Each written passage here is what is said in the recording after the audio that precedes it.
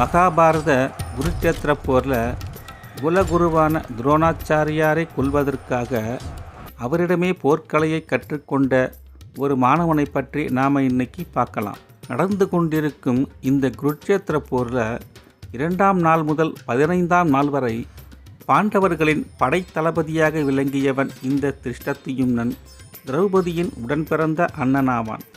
துருபதனின் மகன்களில் ஒருவனான இந்த திருஷ்டத்யும்னன் துருபதனால் இயற்றப்பட்ட பலமிக்க யாக தீயிலிருந்து உருவானவன் இந்த திருஷ்டத்யும்னன்.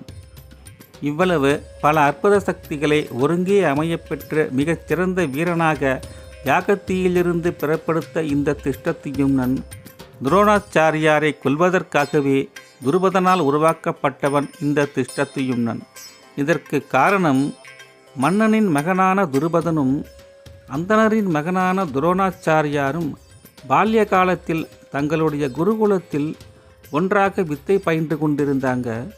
அந்த குருகுலத்தில் பல மாணவர்கள் வித்தை பயின்று கொண்டிருந்தாலும் இவங்க 2 பேருமே எப்பொழுதும் இணை பிரியாமல் நகமும் சதையும் போல ஒன்றாகவே ஒட்டி கொண்டு திரிந்து கொண்டிருப்பார்களாம். அந்த அளவுக்கு இவர்களின் ஒற்றுமை சிறப்பாக பேசப்பட்டது.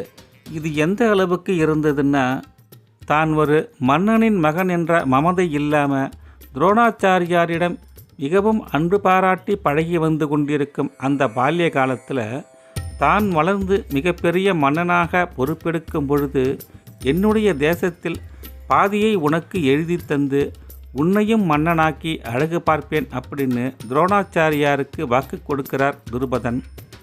அதன் பிறகு சில நாட்களிலேயே அவர்களுடைய குருகுல வாழ்க்கை முடிவு பெறுது. அதனால் அவர்களுடைய தேசத்திற்கு 2 பேரும் பிரிந்து போகிறாங்க. அவர்களுடைய இளமை காலத்தில் மன்னனான துருபதனின் தந்தை இறந்து போகவே விராட தேசத்தின் மன்னனாக துருபதன் ஆட்சி பொறுப்பை ஏற்கிறாரு. ஆனால் அதே சமயம் துரோணாச்சாரியாருக்கு வறுமை நிலையில் ரொம்ப அவதிப்படுறாரு. அதனால் தன் நண்பன் துருபதன் தனக்கு அளித்த வாக்குறுதி நினைவுக்கு வரவே பாஞ்சால தேசம் புறப்பட்டு சென்று நண்பனிடம் ஏதாவது உதவி கோரலாம் அப்படின்னு நினச்ச துரோணாச்சாரியார் பாஞ்சால தேசத்திற்கு புறப்பட்டு போகிறாரு. பாஞ்சால தேசத்து அரண்மனையை அடைந்தவுடன் வாயிற் காப்பாளனிடம், நான் உங்கள் மன்னனின் நண்பன்தான், உங்கள் மன்னனை பார்க்க வந்திருக்கிறேன் அப்படின்னு போய் சொல்லி எனக்கு அனுமதி வாங்கி வாங்க அப்படின்னு சொல்கிறாரு. இதனை கேட்ட வாயிற் காப்பாளனோ அவருடைய வறிய நிலைமையை கண்டு ஏளனமாக அவரை பார்த்து, நீங்கள் எங்கிருந்து வருகின்றீர்கள் என்று அரண்மனை உள்ளே விட அவரை மறுக்கிறான். பிறகு ஒரு வழியாக ஏதோ சமாளித்த துரோணர் அரண்மனையின் உள்ளே நுழைந்து மன்னனை சந்திக்கிறாரு.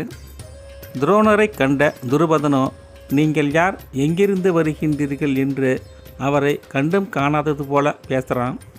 இதனால் துரோணர் மிகுந்த வருத்தத்திற்கு உள்ளாகிறாரு. இருந்தாலும் நீண்ட நாட்களாக நாம் நண்பனை சந்திக்காமல் இருப்பதனால நம்மை அடையாளம் தெரியாமல் கூட இருக்கலாம் நினைச்ச துரோணாச்சாரியார், நாம் இருவரும் பால்யகால நண்பர்களாக குருகுலத்தில் ஒன்றாக கல்வி பயின்றோமே, அந்த துரோணாச்சாரியார் தான் நான் அப்படின்னு சொல்கிறாரு. இதனை கேட்ட துருபதனோ, ஓ, நாம் அளித்த வாக்குறுதியின்படி இவன் பாதி நாட்டை கேட்டு வந்திருப்பானோ அப்படின்னு நினச்சி, உன்னை எனக்கு அடையாளம் தெரியல, அப்படி ஒருவனை நான் சந்தித்ததாகவே ஞாபகம் இல்லை, மரியாதையாக அரண்மனையை விட்டு வெளியேறவும் அப்படின்னு கடுமையாக உத்தரவு போடுறாரு. இதனை கேட்டு அதிர்ச்சி அடைந்த துரோணாச்சாரியாரோ அவமானத்தோடும் ஆத்திரத்தோடும் துருபதனை பார்த்து, துருபதா, நீ எனக்கு அளித்த வாக்குறுதியின்படி உன் நாட்டில் பாதியை கேட்டு வந்திருப்பேன் என்று எண்ணித்தானே என்னை அவமானப்படுத்துகிறாய்? சத்தியமாக நான் அந்த எண்ணத்தில் இங்கு வரவில்லை. என் வறிய நிலையை உன்னிடம் எடுத்துச் சொல்லி சில பசுக்களையும் சில நிலங்களையும் தானமாக பெற்றுச் செல்லலாம் என்று அந்த எண்ணத்தில் மட்டுமே நான் வந்தேன்.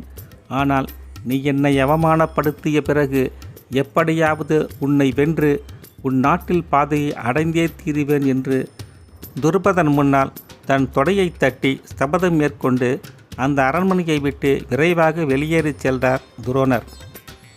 அதன் பிறகு அரசவை புதல்வர்களான பாண்டவர்களுக்கும் கௌரவர்களுக்கும் போர்க்கலைகளை கற்றுக் கொடுக்கும் குருவாக நியமிக்கப்படுறாரு.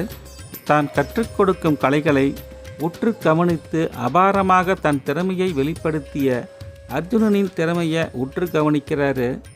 இதனால் தான் கற்றுக் கொடுக்கும் பொழுது தான் கற்ற கலைகளின் சில நுணுக்கங்களை அர்ஜுனனுக்கு சிறந்த முறையில் விளக்கி கற்றுக் கொடுக்கிறாரு. இதன் பிறகு அவரவர்களுடைய குருகுல வாழ்க்கை முடிந்த பின்பு அரண்மனைக்கு திரும்பும் சமயத்தில் குரு தட்சணையாக உங்களுக்கு என்ன வேண்டும்னு இந்த மாணவர்கள் எல்லாம் கேட்குறாங்க. அப்போது துரோணர் தன் எதிரியான பாஞ்சால தேசத்து அரசன் துருபதனை வென்று அவன் நாட்டில் பாதியை எனக்கு வென்று தருவீர்களாக அப்படின்னு சொல்கிறாரு. இதனால் அனைவரும் ஒன்று சேர்ந்து பாஞ்சால தேசம் நோக்கி புறப்பட்டு சென்றவர்கள் துருபதனை வென்று பாஞ்சால தேசத்தின் பாதியை மீட்டு தன் குருவான துரோணாச்சாரியாருக்கு குருதட்சணையாக வழங்குறாங்க. துருபதனோ தன் எதிரியான துரோணாச்சாரியாரை வென்று தன் நாட்டை மீட்பதற்காகவும் தனக்கு பின்பு தன் நாட்டை ஆள்வதற்காக பிள்ளைகள் இல்லை என்ற கவலை அவரை மிகவும் வாட்டி வதைக்குது. அதனால் தேவர்களின் அருளை பெற்று ஒரு நல்ல குழந்தையை தான் பெற்றெடுக்க வேண்டும் என்ற எண்ணத்தில் உத்திரகாமி என்ற யாகத்தை தொடங்குகிறாரு துருபதன். இந்த யாகத்தின் முடிவில் யாகத்தீயிலிருந்து ஒரு முழுமை பெற்ற வலிமைமிக்க ஆண்மகன் ஒருவன் தன் எதிரியான துரோணாச்சாரியாரை வெல்லும் அளவுக்கு மிகுந்த பலசாலி ஒருவன் அந்த யாகத்தீயில் இருந்து தோன்றினான். இவன் துரோணாச்சாரியாரை கொல்வதற்காகவே பிறந்தவனாக இருந்தாலும் இவன் பிறக்கும் பொழுதே சமய அறிவும் போர்க்கலையில் வல்லவனாக இருந்தாலும் துரோணாச்சாரியாரை கொல்வதற்காக துரோணாச்சாரியாரிடமே வித்தை கட்டான் என்று மகாபாரதம் சொல்கிறது. இந்த திருஷ்டத்யும்னனின் தங்கையான திரௌபதியின் சுயம்பரத்தின் பொழுது அந்தணர் வேடத்தில் இருந்த அர்ஜுனன் அவளை அடைந்தான். இவர்கள் இருவருக்கும் திருமணம் நல்ல முறையில் நடந்து முடிந்த பிறகு இவர்கள் தங்கள் நாட்டிற்கு புறப்பட்டு சென்ற அந்த சமயத்தில் திருஷ்டத்யும்னன் அவர்களுக்கு தெரியாமல் அவர்களை அறியாமலேயே பின்தொடர்ந்து போகிறான். அதன் பின்பு பாண்டவர்களில் ஒருவனான அர்ஜுனன் அவன் என்பதை தெரிந்து கொண்டான். இதன் பின்பு நடந்த மகாபாரத போரில் கிருஷ்ணன் மற்றும் அர்ஜுனனின் ஆலோசனைக்கு இணங்கி திருஷ்டத்யும்னன் பாண்டவர்களின் படைக்கு தலைமை தளபதியாக பொறுப்பேற்று தனது பொறுப்பை சிறப்பாக செயல்படுத்தியதோடு துரோணாச்சாரியாரையும் வென்று அவரையும் கொன்று அழித்தான். இந்த போரில் பாண்டவர்கள் வெற்றி பெற்று போர் முடிவுக்கு வருது. நடந்து முடிந்த இந்த போரில் இறுதி வரைக்கும் மரணம் சம்பவிக்காமல் தப்பி பிழைத்தவர்களுள் துரோணாச்சாரியாரின் மகனான அஸ்வத்தாமனும் ஒருவன்.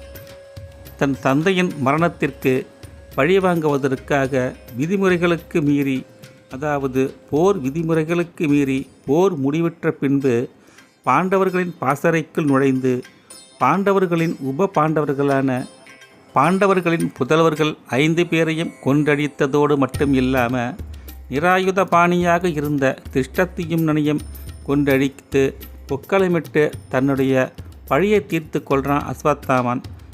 தூங்கிக் கொண்டிருந்த பச்சிலம் பாலகர்களை கொன்றடித்ததனால கிருஷ்ண பகவான் அஸ்வத்தாமன் மீது கோபமுற்று அவனுக்கு சாபத்து விடுக்கிறாரு. இந்த உலகம் இருக்கும் வரை நீ உயிரோடு இருந்து பல்வேறு விதமான துன்பங்களையும் அல்லல்களையும் பட்டுக்கொண்டே இருப்பாய் அப்படின்னு சாபத்தை கொடுக்கிறாரு.